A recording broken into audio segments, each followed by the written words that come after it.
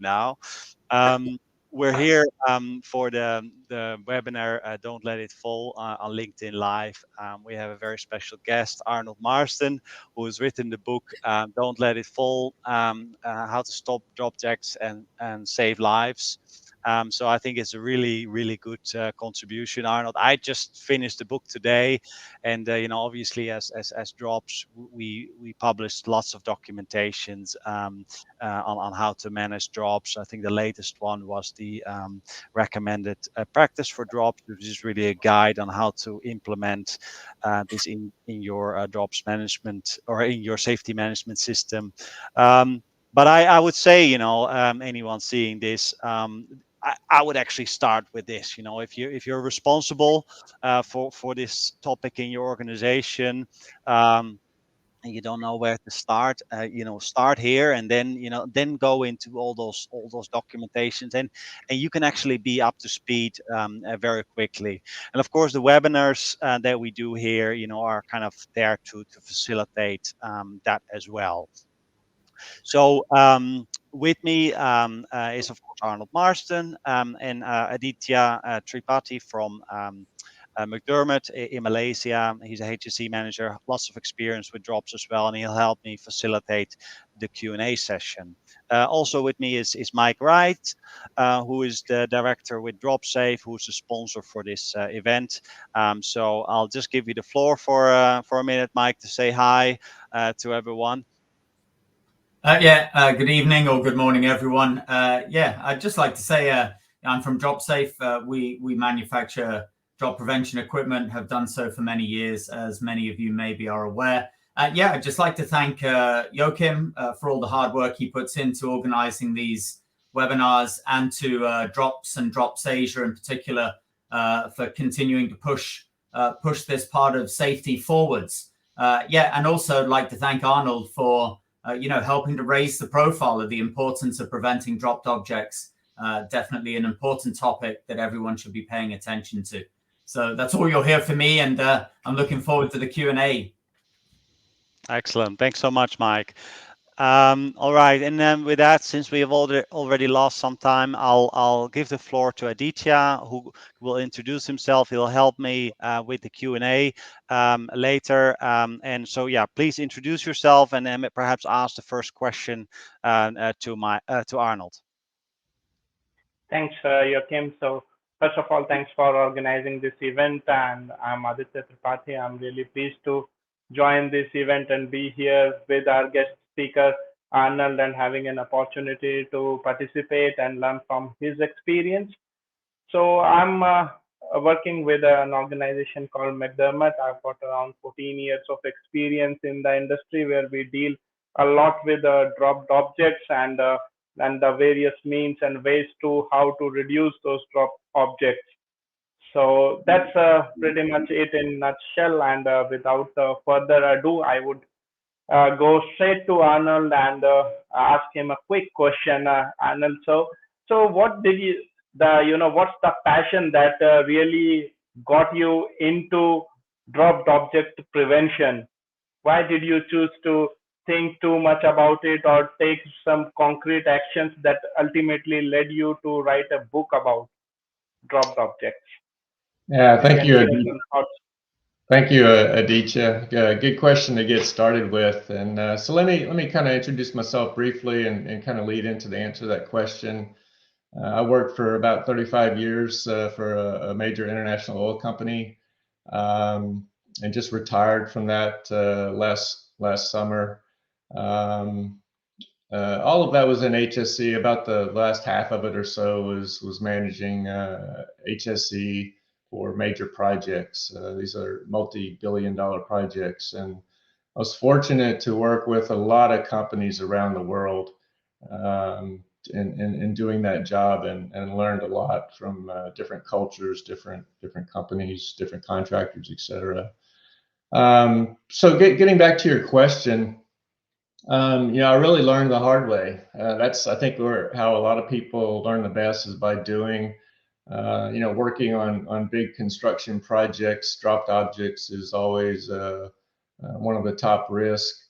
You know, in my last project, a very long, very big project, you know, we struggled with dropped objects early on. We had done all the planning. We thought we were very well prepared to manage that risk. But you know, when we started dropping things, and something, fortunately, no one was hurt seriously, but we had a very, you know, a large number of close calls or near misses. And you know, I could see where that was going to go if we didn't change things. So that's really where the passion, I think, started. Is you know, what we all know, people's. It's in the subtitle of the book, actually. That's why I put that. Lives are at stake. So you know, we have to get this right to protect the workers that work for our facilities and on our projects. So we tried some things in that project that worked quite well, and we spread them throughout the company, throughout other companies we worked with, and they worked in other places. And you know, when I retired, I needed to find something to do, and I really liked sharing, you know, that knowledge with other people and watching them improve and make their work sites safer. So I'm hoping that the book can do that for, you know, a lot more people than I was exposed to before. All right. Yeah. So thanks very much, Arnold. I think we'll have lots of questions later, and people are starting to dial in. I think lots of them have found the proper link now on LinkedIn. So for those of you who are there, we've had some technical difficulties. Sorry for the delay, but we are properly getting started now. Arnold will start reading a part of the book shortly. So in the meantime, you know, if you're tuned in, it would be great if you could just say hi, I'm here, so we kind of have an interaction with you. Start thinking of questions and post them in the comment section as well, and then Aditya and I will manage the Q&A, and Arnold will give his answers later. So with that, Arnold, is over back to you, and well, please read part of the book of your choice. Yes, I'd be happy to do that. And I'll try to keep it short and leave room for questions. Before I get started, though, I just want to make sure I had the opportunity to recognize you, Joachim, and the entire Drops Asia and Drops organization for, you know, being out in front and leading really the awareness and tool development for dropped objects around the world. And then also to DropSafe for continuing to sponsor this event. This isn't the first one they've sponsored, and really, you know, really a very worthwhile activity to sponsor. So thank you both. Yeah, so I'm going to read most of the introduction. I think I'll skip a few paragraphs, but of the book. But I think it number one provides a bit of a summary of what the book has, so that might be useful to you. And it also includes a pretty, you know, one of the stories that kind of gets back to the first question that Aditya asked about what ignited my passion. It talks about, you know, most of these stories in the book are that they're all fictional, but they're based on real events, usually, you know, a composite of multiple things that I saw while I was in the job. But I think you'll get why I became so passionate about dropped objects and wanted to write the book. Okay, so I'll get started. You know, from the introduction. This is about 6 or 7 minutes, just so you know what to expect, and then I think we'll get back to the Q&A. I'm not one that needs photos of blood or broken bones to motivate me to prevent people from being hurt. I read enough incident reports to know human beings will make mistakes, and the consequences can be grave. Too many cases where a few feet here or a few seconds there can make the difference between going home alive or not. Our safety controls can fail. Multiple layers of protection are needed so that no one is hurt when mistakes are made or safety controls fail. In other words, fail safely. In addition, the mitigation of the risk of dropped objects is less understood than control of other hazards, such as confined space entry and working at height. I worked with leaders who understood the risk but not the controls, and others who denied it was even a problem. These challenges motivated me to write this book because lives are at stake. I responded to many close calls with dropped objects under my watch, causing me to redouble my efforts. Some of these incidents affected me more than others. The ones on my project, the ones involving my teammates, the ones I saw. It shouldn't be that way, but it was. Ted, a safety inspector on my team, worked at a site that was expanding a tank farm as a part of a larger project. He had married his bride just before the project began. His job was to observe work practices at the front line, coach workers to work safely, and identify site-wide improvement opportunities. He departed the construction office every morning with a full backpack, knowing he needed to carry everything he needed until lunchtime: his snacks, water bottle, notebook, extra gloves and safety glasses, and treats for workers deserving more than a pat on the back. One morning, he was inside of a nearly built tank approaching a work crew dismantling a scaffold. He did not see the mechanic and his helper preparing to remove a hatch from the roof of the tank. Ted heard, "Watch out!" then a big clang right behind him. He turned to find a large wrench 10 feet away and a corresponding dent in the steel tank floor. Two scaffolders saw him cower and ran over to him. "Are you okay?" They relaxed as they saw him straighten up. Yeah, I wasn't hit. I just ducked when I heard the warning. I'm not sure why. It wouldn't have done any good. Did one of you drop that wrench?" "Oh no, we tie our wrenches off with lanyards. I think it came from up there," both pointing to the hole in the roof of the tank. Two wide-eyed faces stared at them through the hatch on the roof of the tank, one covering his mouth with his hand. "Are you all right?" one of them yelled, his voice echoing in the tank. A friendly gesture, but a little too late. They had no idea Ted and the scaffolders were below them.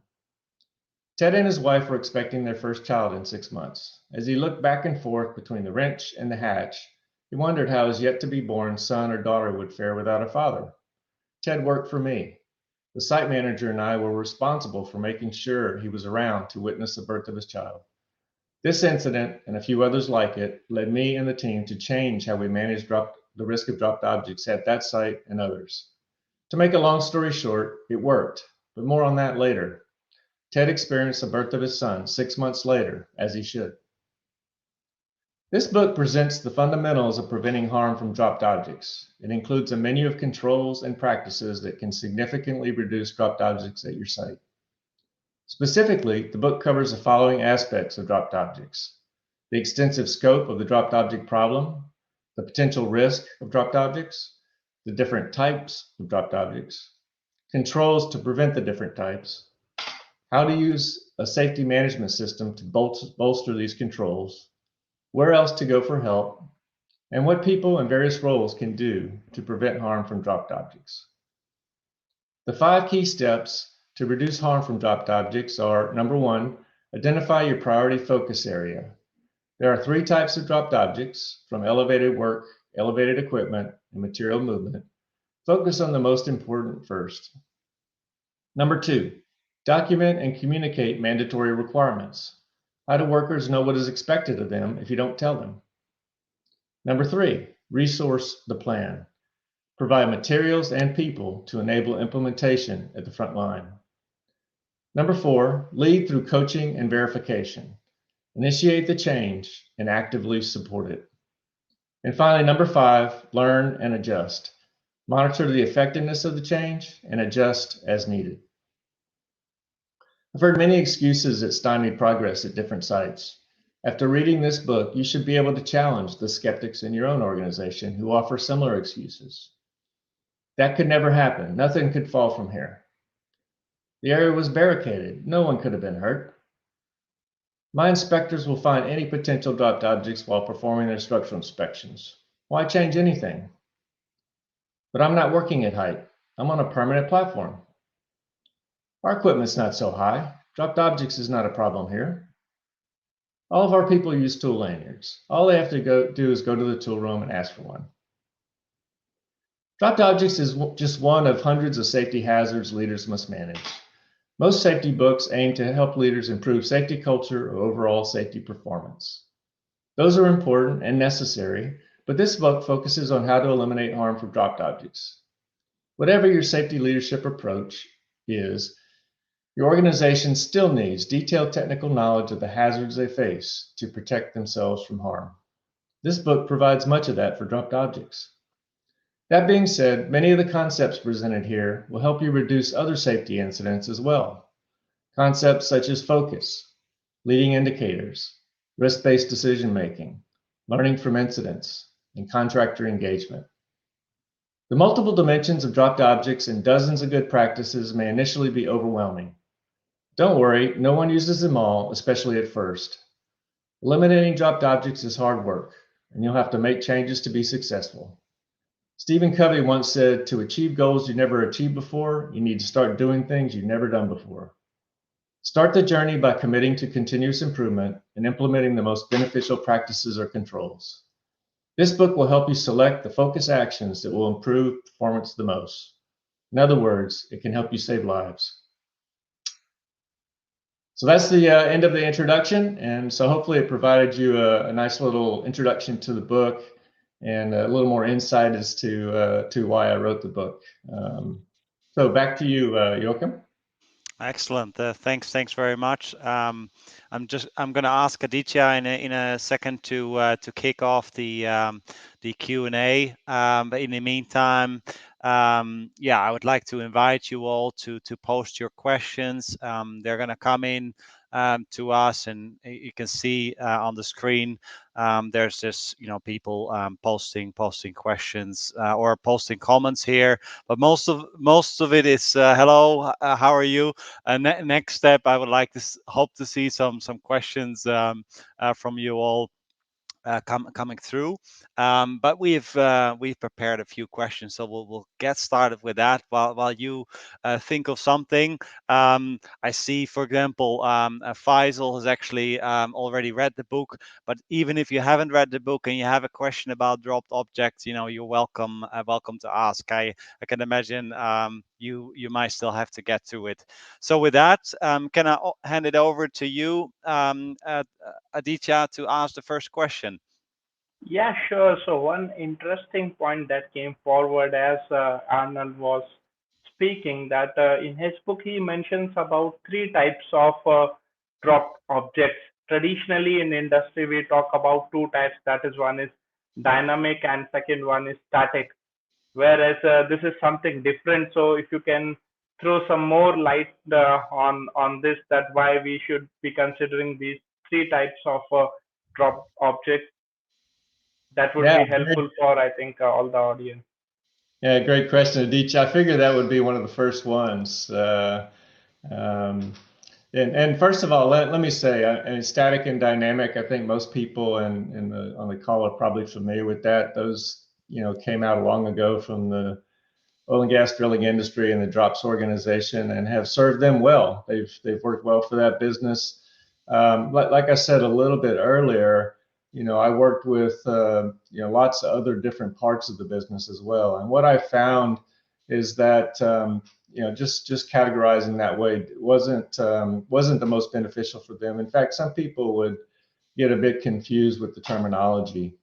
So the other thing I found is that when you look at the different types of dropped objects, whether it's say a scaffolder that is handling clamps and poles 100 feet in the air, or overhead equipment like light fixtures, TV cameras, etc., that may have their fittings corrode over time and fall, or unloading a flatbed truck at the warehouse. You can have drops from all of those different types of activities, but the controls are quite different. And I felt like breaking them into three categories versus two allowed me to better connect the controls with the type of dropped object. So the biggest difference is, I'd say, that the static drops kind of map over to the elevated equipment type that I use in the book. But the dynamic is broken into what I call work at elevation. So those are, if you think of construction activity, which I think you're involved in a lot, Aditya, that's one of the dominant courses there. So you've got people handling materials and people that need to apply controls directly during their work, right? and then material movement is the other one. So that's where the cranes and the forklifts and the trucks and even hand carrying materials, up stairways comes in.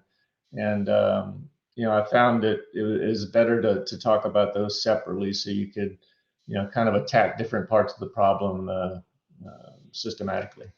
Good question. And I by no means am I trying to convince the drilling people that they should switch from static and dynamic.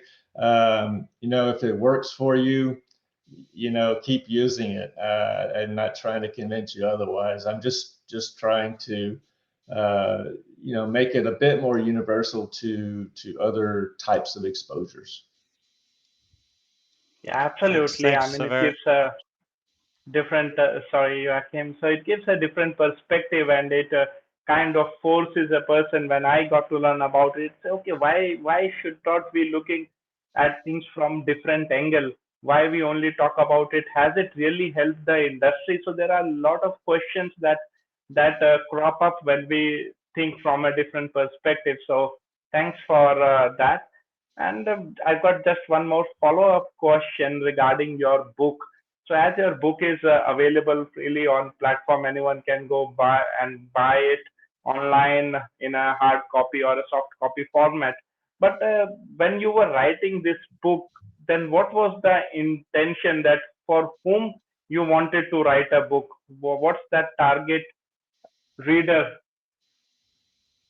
Yeah, thanks. I actually had a paragraph or two about that in the introduction. I skipped that just in the interest of time, but happy to come back to that because it is important. And I think, hopefully we have a mix of, we probably have a mix of HSE or safety professionals and line managers on the call and others, of course. I'd say in theory, the book was really the person I had in mind when I was writing the book is a line manager who is ultimately accountable for safety. And probably, I don't know, depending on the size of the organization, 2, 3, 4 layers up from the person at the front line with the tools. Now, in practice, the audience is quite a bit bigger than that. I suspect most of the people that have, read the book so far are probably safety or HSE professionals. And that's fine. I think different layers of leadership, can benefit as well. Quite often the line leaders, excuse me, are looking to the HSE departments in their organization to provide them with advice, provide them with ideas, develop programs and that sort of thing. So the book provides, a lot of information to help you an HSE professional do that. But it's also a lot about how to lead those changes to improve that in your organization. And probably the number one lesson that I learned over my 35 years is that you don't make a lot of progress with absolute commitment from the line managers. It's very different for safety people, HSE people, to drive a big change by themselves. So there's a lot of, and you can tell a little bit of that from the introduction, a lot of emphasis on that in the book because it's absolutely essential. And then for line leaders, whether you're a frontline supervisor, there's a lot of discussion about the kinds of controls, when to use different controls. So that kind of information would be very useful to them. But if you're a CEO or a site manager of a very large site, you don't necessarily need to know all the details there. But you do need to understand the kind of the scope of the problem and what kind of resources involved, because that's what they need to do. They need to convince the organization that it's important to do this, and they need to provide the resources. And then, as long as they continue to support that, the benefits they seek generally take place. Absolutely. Thank you very much. Joachim, over to you. Yeah, thanks.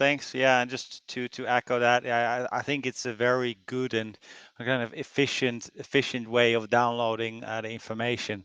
And just to come back for a second to the definitions of dropped objects and a bit of historical context. I think in the drilling industry, for a long time, maybe not a long time, but in the beginning part, when we talked about dropped object prevention, we talked about inspections. In fact, most of the time I would speak to a drilling manager and we ask them, or a rig manager, and ask them, okay, so what does your drops program look like? The first thing they would say, yeah, we've got an inspection team coming over every 2 years, and then what else? And then often it would even be quiet after that, right? So at some moment in time, we just realized that, hey, we're all talking about these static dropped objects, and that's when we introduced the term dynamic dropped objects, just to clarify that, hey, it's not only about those overhead equipment. There's a lot more going on, and that's why we kind of introduced that. But if you were to just take a step back and you were to define the terminologies from scratch, then maybe we wouldn't have come up with that. But of course, this is what everyone is familiar with.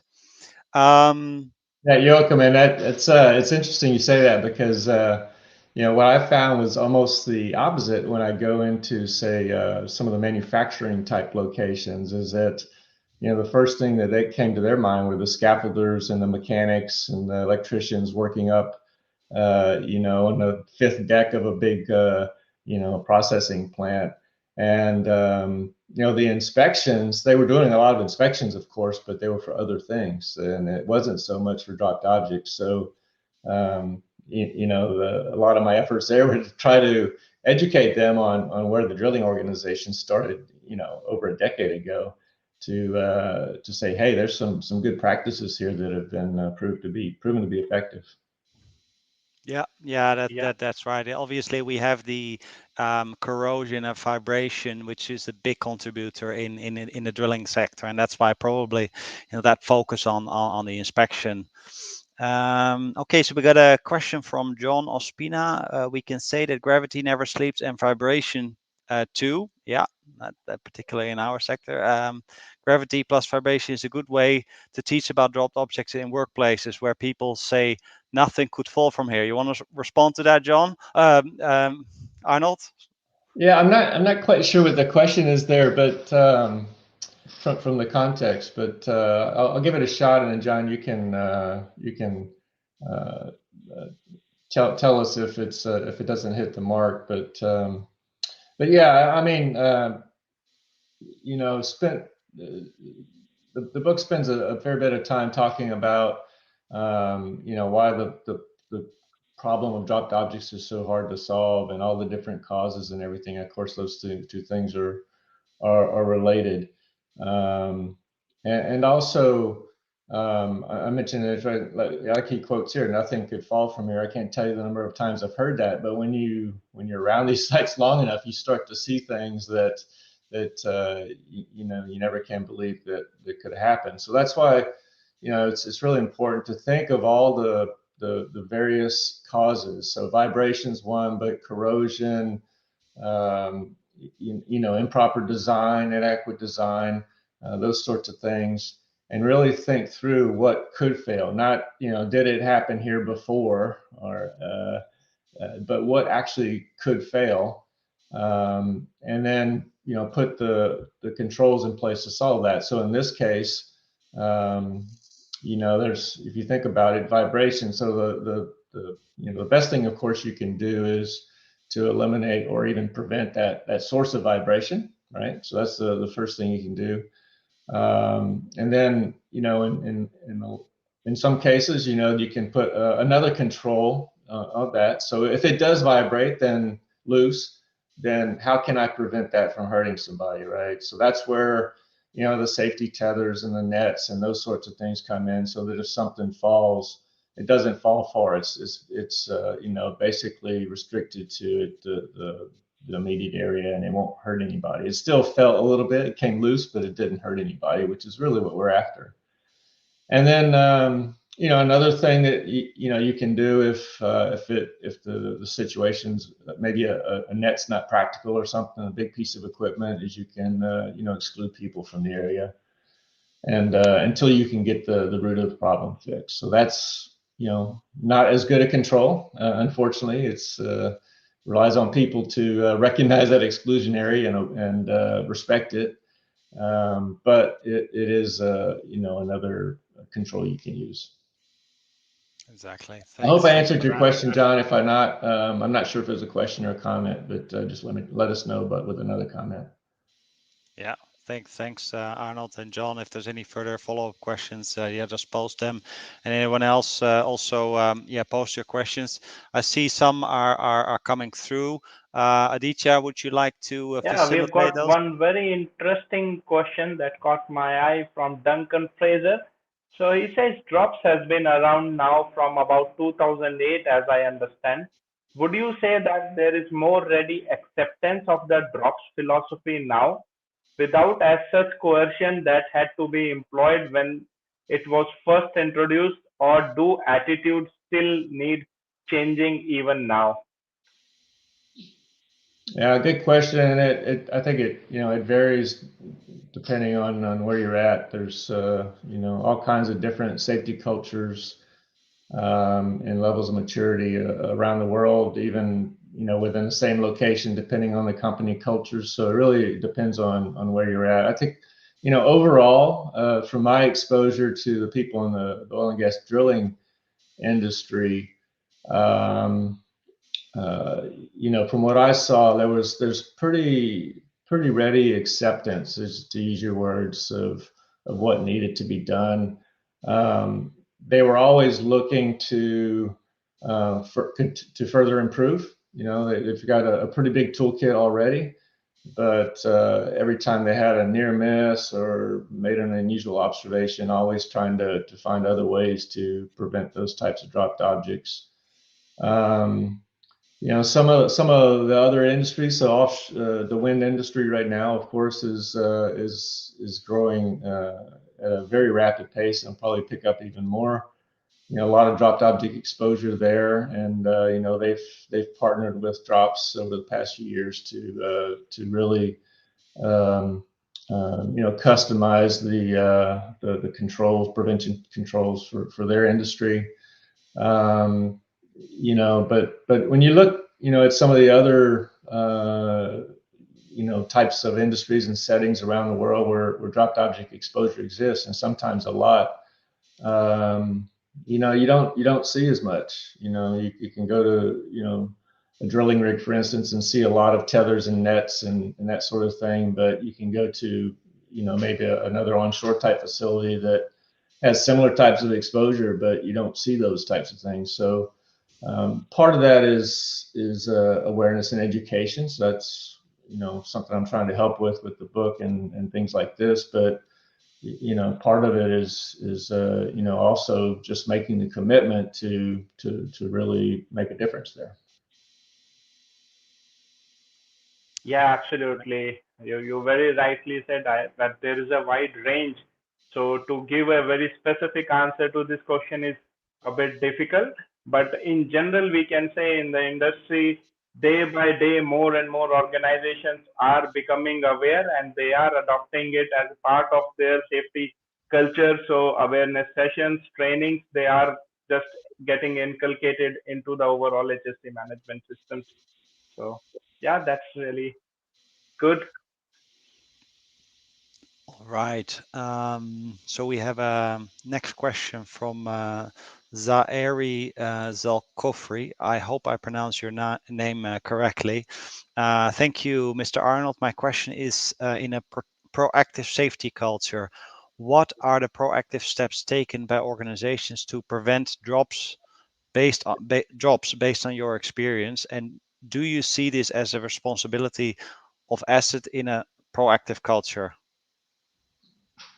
Yeah, no, thanks for asking that question, because it's something I'm very passionate about. And first of all, you do need a proactive safety culture to really solve this problem, as with you do with other hazards that exist as well. to answer the second part first, yeah, absolutely. I mean, I said earlier, I'm a very firm believer that for any of this to be successful, it has to be the responsibility of the asset or line management, depending on how you want to call it. They're the ones that are accountable for safety. You know, the safety departments are there to enable them, provide them with tools, advice, assurance, all those coaching, all those sorts of things, subject matter expertise. But they really don't have you know, the authority, at least in all the organizations I've worked with, to actually make a change and put funds toward things like that and that sort of thing. So accountability and the responsibility, you know, rests there. Now, as far as what can be done, I guess let me highlight a couple things. You know, I kind of outlined the 5 steps in the introduction, but a couple key ones are first of all to, you know, I say several times in the book, in order to, if you anticipate a dropped object, you can prevent it. So it comes down to, you know, if you don't think about it, you'll be surprised, right? If you don't try to anticipate what might happen, if something falls, you'll be surprised, and you had no opportunity to prevent it because you didn't really identify it earlier. So the first thing is to really try to anticipate, you know, given your activities or your equipment and infrastructure, what could fall and how could it fall, and then you can put the things in place to make sure it doesn't fall, or at least it doesn't hurt anybody. That's another distinction I probably need to come back to after this question. The second thing, and you know, some people stop there, but I think one of the most important, effective tools I found, and this is not just for dropped objects, you could use this for anything, so you identify controls that need to be put in place, lanyards that need to be used, you know, fences that need to be put up, tarps that need to be laid down, exclusion zones that need to be, you know, very recognizable and respected. Go out and check how well are those being used. Are they being used at all? Are they being used effectively? Do you see different controls with different work parties doing the same exact thing with the same exposure? And from that, you can take all that information and then go back and remove the obstacles that are preventing people from, you know, from doing those things. So are people running out of lanyards, or, you know, they can't get the supplies to cover the guardrails, or, you know, they don't have you know, good signage for their barricades, so they just do the best they can with what they can find on the site. You know, you can you know, it's leadership's responsibility to remove all those obstacles from people and make sure they're trained to use the controls. Great, great. Thanks, Arnold. So I encourage everyone who is online to still submit your questions. And Aditya, if I could ask you to look through the list and prepare some more. But in the meantime, I would like to quickly show you what we're going to do after this event. So we're going to have a networking reception inside our Drops Metaverse app. And in order to join that, you'll need to go to the website dropsmetaverse.org/apps, and you will find the apps here, which you can download on the Windows Store. You'll be taken to this link, the Microsoft Store, and you'll be able to install the app here. It says Get here. Obviously, when I continue this, it opens up, and I've already got it installed on my computer, so I wouldn't need to install it again. I can instantly open it. But for you, this process is going to take a little bit longer. And if you're on a corporate computer, this is probably not going to work because you need permission to install software. So in that case, I would just recommend you try this a different time. But once you open up the application, you need to create a username and password if you don't already have it. Then you can log in. You can customize an avatar here, and I'll say change a bit of the hair, depending on how you'd like to look. And then you join the session here, you basically come into a conference room. And that's how we used to have our drops forums in a conference room like this. Now, currently, there's no one here. Later on, there will be a few more people. And the way to get around is just click on the screen, move around. But actually, the first time when you do this application, you'll be going through tutorials, so you learn all that. You join a table here. And then if someone else joins that table as well, you'll be able to have a discussion with them. So our next webinar will be with the students from the IDC PDEU student chapter, and they have developed a scenario inside this application. So definitely for that one, I'd like to invite you to join that as well. You'll find that on our LinkedIn page now, and we'll be doing a lot more activities inside that application with them. But for now, just give it a try, and then yeah, hope to see you there for a chat. So let me just unshare this. And with that, over back to you, Aditya. Have you found some questions we'd like to cover? There is one interesting question. So it's posted by Majid Barka. He's trying to ask that from drilling rigs in Libya, where there are a lot of dropped issues with the issues related to dropped objects. I think that's what means. So started to add inventory to all expected drop material, train people on how to deal with material in high locations. What other steps can we do? There's a bit of advice trying to seek. Yeah. So, Yeah. yeah. So thank you, Majid. And once again, I'm not quite sure if you got something specific in mind or not, but let me try my best with that one. So you know, as far as the I guess the risk from equipment at height, of course, and I imagine being in the drilling business, you're familiar with the drops organization resources there. Some fantastic resources, you know, about reliable securing and also how to systematically do your inspections and repairs such that you hopefully catch things before they actually fall. So if now obviously starting an inventory of all the material at height is probably one of the first steps there. Training people is another one. So if you haven't addressed the other aspects, particularly the reliable securing piece, because that is you know the part that is the most effective if you can get something installed robustly and correctly from the beginning, then the likelihood of it falling will go down. That's a bit more difficult on an existing facility, better than to do that from the beginning. But if it is, you can get those things upgraded or fixed over time.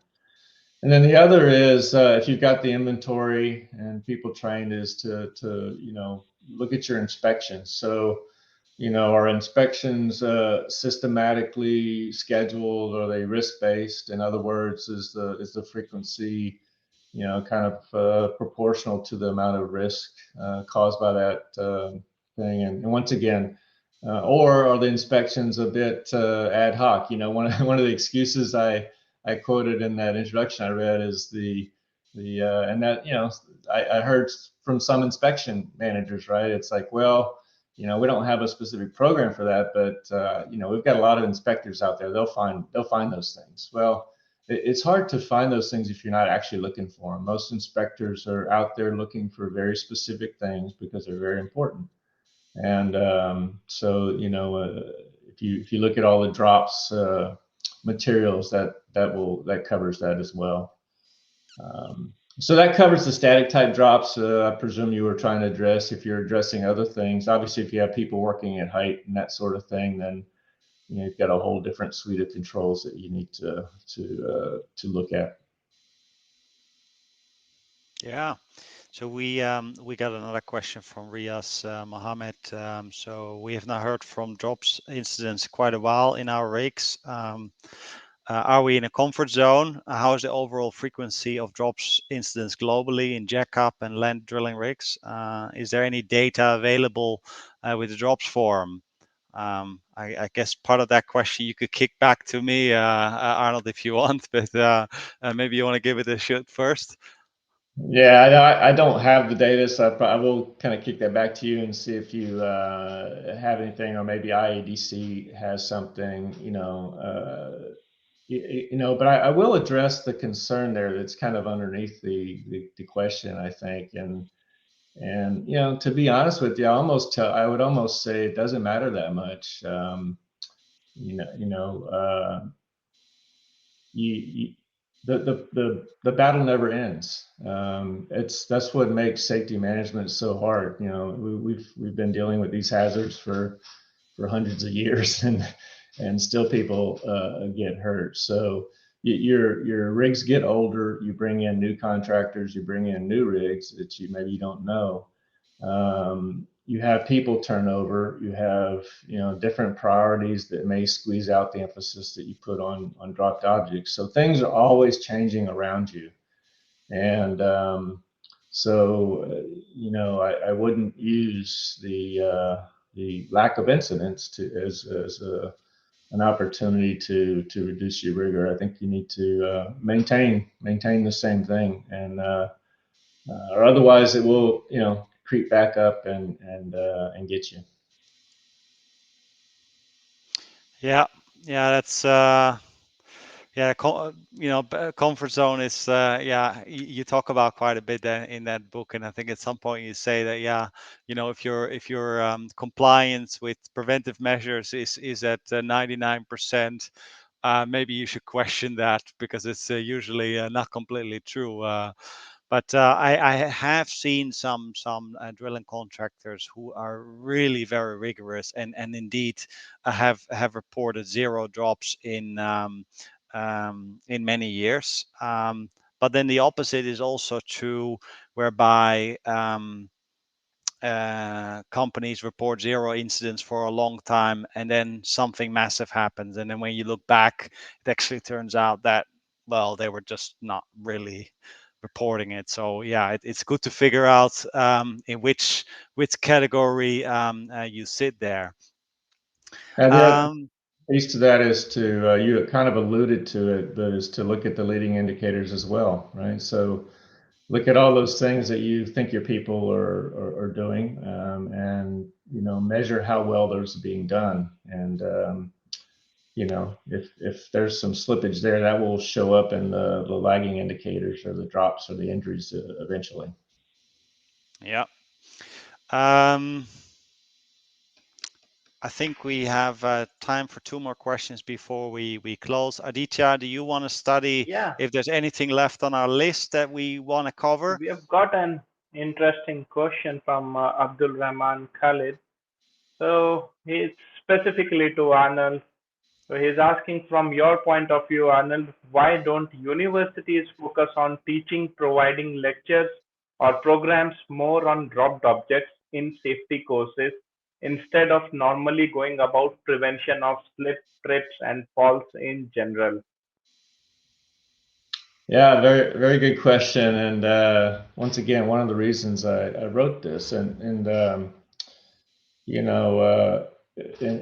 in one of the chapters, I talk about what makes so stopping dropped objects so difficult. And I have a whole chapter dedicated to that. And actually, I think posted that on LinkedIn, so you can get a copy of that, whether you buy the book or not. But one of them in there is that for some reason, and I don't really know why, it kind of baffles me as well. But not just so universities, but also regulations. We have hundreds of pages on confined space and working at height, very specific, detailed requirements. But dropped objects, hurt or kill, similar numbers of people, and especially in construction industries, for instance. So, but when you look at a lot of regulatory agencies in the U.S., of course, this is true. You find a lot less coverage of the dropped objects hazard, and I guess maybe part of the reason is is, like I said earlier, it's so diverse. It's kind of hard. I can see if you're a regulator, it's kind of hard to regulate that and to put things in place. And because of that, some companies, maybe don't cover it as detailed as they do some of the other ones that have regulatory programs. And I think same thing applies to universities. They probably focus on the same thing. I am starting to, I don't know, as I get more engaged with the LinkedIn community, see um, some newer programs dedicated to, some of these construction type hazards like dropped objects. So that makes me a little optimistic that maybe this will improve. And I'm by doing what I'm doing, trying to increase the awareness. I have, including with people who run those types of programs. So and you can, please help me out with that and spread the word yourself to help it get a bigger profile. Yeah, yeah, exactly. I think we're past 8 p.m. Already. I think we did have some more questions, but I think there's the majority of the people who are actually watching this will be not watching this live, but will be looking at the recording. So I would encourage you, to continue post your questions. Arnold mentioned he is active on LinkedIn, so he will continue to watching this stream and be answering your questions. So yeah, with that, we're coming to a close. I would really like to thank you, Arnold, for spending the time writing the book. There's easier ways to make money than to sit down and write this, definitely. But I think it's a really good addition. So for anyone who is in this field, kind of a must read. So thanks really for putting that together. Um, Aditya, thanks very much for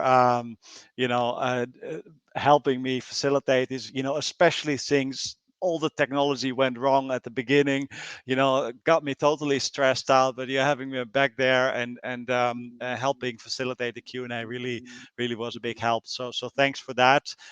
Before we go, do you have some final words, both of you? No, just once again, thanks to you and Aditya for facilitating this, and overall Drops Asia for being a very active and engaged part of the Drops organization, keeping the community. I mean, I've haven't been able to tell through all the comments. I haven't seen the list of participants, but I suspect we have 5 of the continents represented here, even though it's in name Drops Asia. So very, very wide reach. So keep up the good work. Thanks to Mike and DropSafe for continuing to sponsor events like this, and also to provide some of the tools and equipment that people need to implement these controls. Without all that, it would be much more difficult. And thank you all for taking time out of your day, and continue um, to fight the battle in your organizations, increase the awareness, coach leaders to take the next steps, and best wishes in your endeavors. Excellent, thank you. Aditya? Thank you, Arnold, for sharing some valuable insights throughout the session, and Joachim for organizing this. My just short message to the wider group is that we need to be the catalyst to bring about a change. We did talk about that. Where do we stand now from where we started? Where are we? The fact of the matter is we have still not achieved what we want to. So there is a way to go forward, and we can achieve it only when we take some concrete actions toward it. And when I say we, it's all of us present here today. So that's all from my side, Joachim. Thank you. Excellent. Thanks all.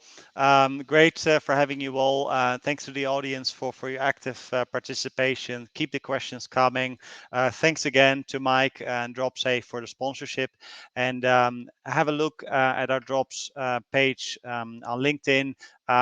The registration for the next event is already open. Following this, for those of you who've installed the software, we look forward to have you in the virtual networking reception in the Drops Metaverse. Have a good evening, good day, and good morning. Bye-bye. Thanks, everybody.